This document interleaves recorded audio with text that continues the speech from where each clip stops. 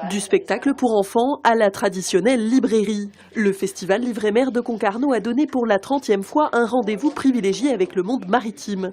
Et pour marquer le coup cette année, un président d'honneur, l'auteur Yann Kefelec, fils d'Henri Kefelec, premier président du festival en 1985. C'est très important un salon du livre sur le plan culturel parce que c'est lui qui tisse un vrai lien populaire entre l'auteur et l'éventuel public. Alors on déplore toujours qu'il n'y ait pas assez de public dans les salons, mais on s'aperçoit quand même que c'est la meilleure formule peut-être pour attirer un grand nombre de gens vers les livres.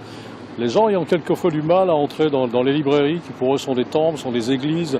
En plus des rencontres avec les auteurs, le festival Livre-et-Mer laisse aussi la parole aux lecteurs, avec son atelier speedbooking. 3 minutes pour convaincre l'auditoire de découvrir son livre ou son auteur fétiche. C'est l'efficacité, l'émoi, et on est souvent ému quand on parle d'un coup de cœur, puisque comme on l'a aimé, naturellement, au moment de parler, on se retrouve un petit peu avec des sanglots dans la voix suivant la lecture qu'on va dire, quoi.